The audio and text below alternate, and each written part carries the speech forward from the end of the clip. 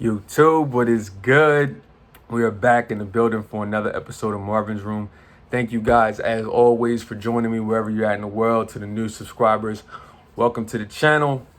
I wanted to hop on here and make this video today as kind of a follow-up video to the video I just posted the other day in regards to the third-party video that most people don't want to see, because I'm saying things that I know a lot of people will probably disagree with, especially if you're a follower of Neville Goddard's work, especially if you're trying to manifest a specific person back. Because the one thing I realize is when it comes to manifesting anything, especially a specific person, this LOA stuff gets extremely divisive. And I love the engaging conversations. I love opening that door. I love opening that Pandora's box to get everybody thinking, to get everybody talking, whether you leave good comments or bad comments, whether you agree with me, whether you disagree with me.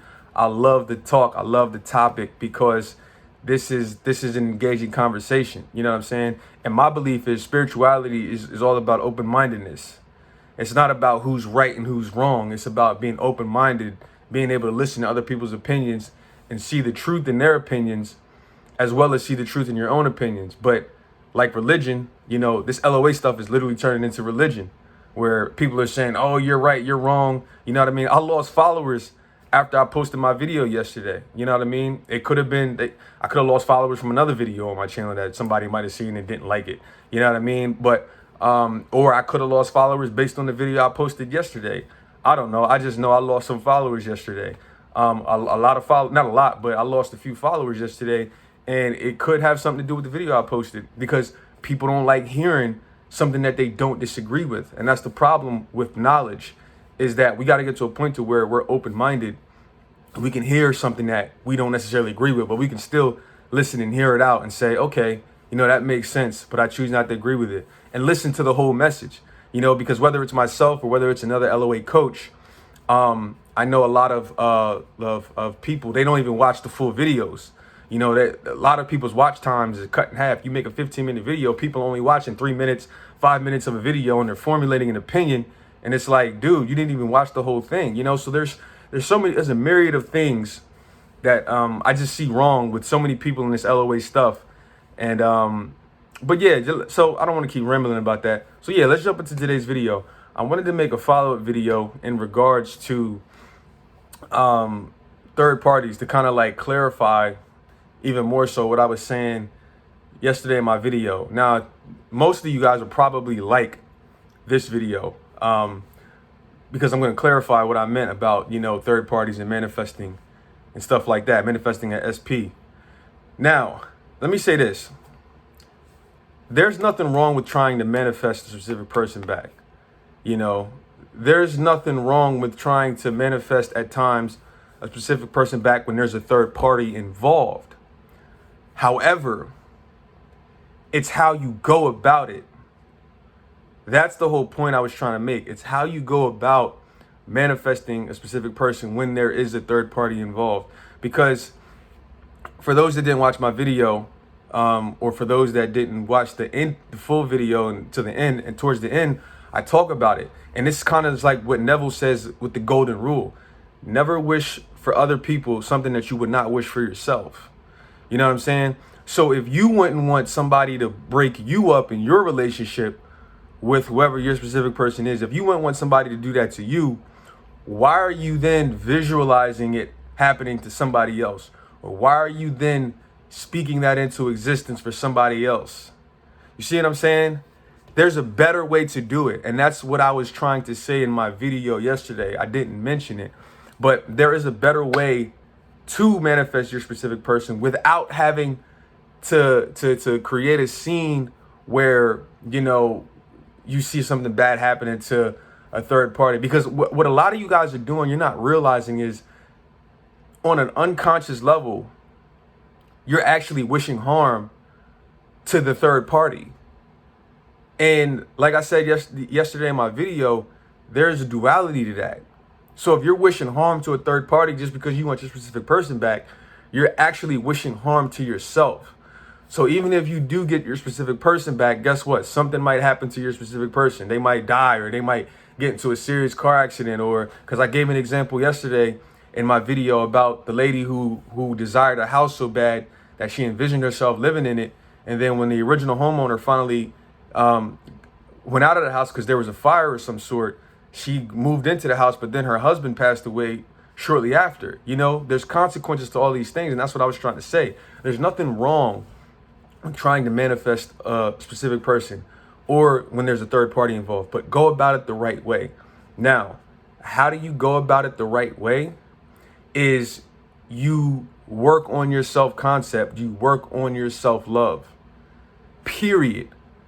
When you work on your self-concept, when you work on your self-love and you wish the best for everyone, when you forgive the situation, when you forgive the third party, when you forgive your specific person, when you just forgive everything and literally let go and solemnly focus on loving yourself, your self-concept, your self-worth, knowing you are worthy, knowing you are first best, knowing you're irreplaceable, all of these beautiful affirmations, and you feel that and you're living in the end and you're feeling it real for that.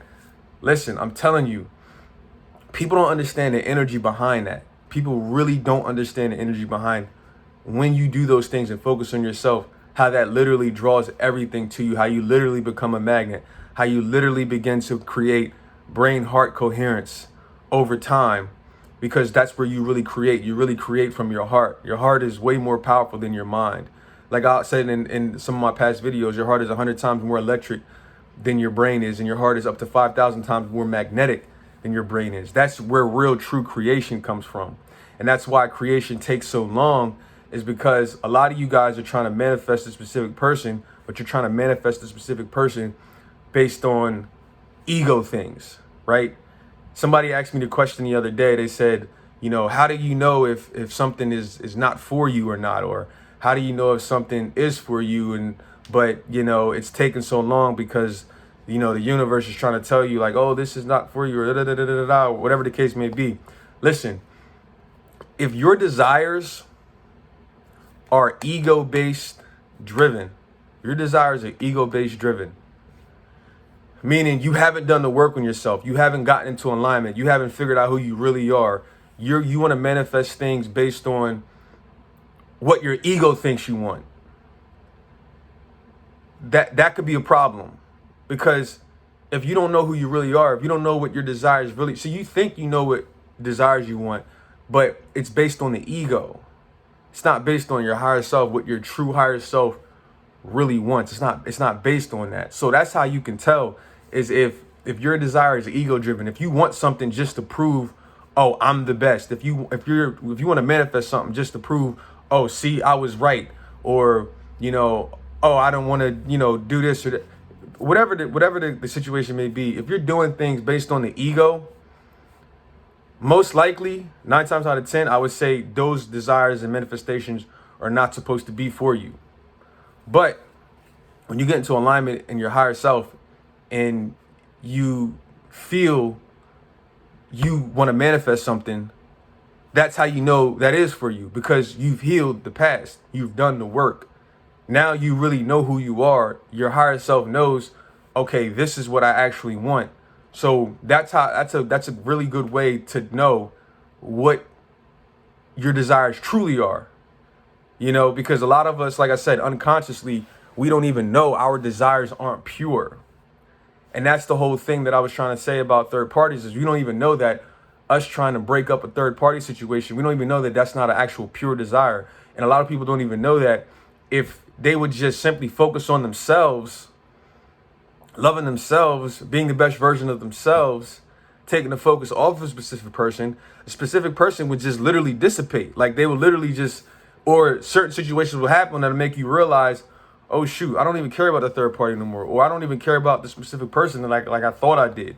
You know what I'm saying? Or whatever, or the right person shows up in your life that you're supposed to be with. You know what I'm saying? All of these things happen naturally, effortlessly, when you focus on you and get into alignment. And so you won't need to do a third party meditation to see your third party, you know, breaking up with your specific person. You won't need to do a third party spotlight or, you know, a whispering technique, or you don't need to do affirmations and say things like, oh, isn't it wonderful? My SP is no longer with the third party. Isn't it wonderful? You know what I mean? My SP, like, you don't need to do any of that type of stuff. Because like I told you guys, I didn't do any of that type of stuff, and I still manifested an SP back. You know what I mean? I didn't do none of that third party stuff. I didn't wish the third party bad. I didn't even know my SP was in relationships after me, but I didn't care because I focused on me. And that's what I want you guys to understand is when you focus on you, when you fall in love with you, when you put all the attention and energy and on you, on becoming the best version of yourself, that alone is going to get rid of third party situations. Your energy is going to increase. Your aura is going to increase. People are going to start to think about you. People are going to start to compliment you. People are going to say, all these synchronicities are going to happen. People are going to say, oh, I was thinking about you. Your phone's going to start ringing. People you haven't heard from in years are going to text you. They're going to call you. All of these things happen when you put yourself first, when you work on your self-love, your self-concept first. That's what I was trying to say yesterday. So when you do all of that, guess what? If your specific person is meant to come back to you, they'll come back to you naturally without you having to do any third party stuff. You know, if you do all of that and your specific person doesn't come back to you, that doesn't mean that it's not for you. That just might mean, hey, it might take more time. Because like I said recently in one of my other videos, it's not when we want things to happen, it's when the universe makes things happen, you know? Or it could be a sign like, yo, your specific person is not for you. You know what I'm saying? But either way, when you get to a higher level, you stop worrying about, you know, what your specific person is doing, or you stop worrying about, oh, there's a third party involved. You just literally stop worrying about all of that stuff. And you realize like how childish it was to even worry or even stress about those things. But it happens in time. It doesn't happen overnight. So yeah, I just wanted to come on here and clarify that real quick, man, because I realize a lot of you guys, this third party thing is a big deal. And I realize a lot of you guys are just really in a jam back and forth with, oh, am I manifesting my third party right? Or am I trying to do it? Or should I let it happen? Or should I not let it happen? Or whatever the case may be.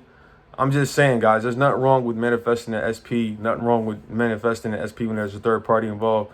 But do it naturally. Don't try to force it with your will. Don't try to force it, you know, by, you know, hoping something bad happens to anybody else. You know what I mean? Because like I said, whatever you wish for other people, you're actually wishing for yourself too. Because everything's energy. You know, this is what Tesla talked about. This is what Einstein talks about. For every action, there's an opposite reaction.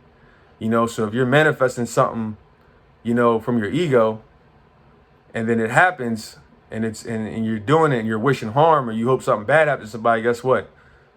You'll get what you want, but most likely something bad is going to happen to you as well. Because for every action, there's an opposite reaction. Keep that in mind. That's why you want your manifestations to be pure. You want to just focus on being the best version for yourself, and you want to focus on the feeling of what it is that you want, not necessarily the specifics. You want to focus on the feeling, because even Neville said that when it came to manifesting a specific person. Neville said later in his lectures, in one of his later lectures, Neville said it's the feeling that you really want. It's not necessarily the specific person you want. It's the feeling of having a specific person. Focus on that, and the right specific person, I believe, will show up. Whether that is an ex or whether that's somebody new. But focus on that. That's what you want to do.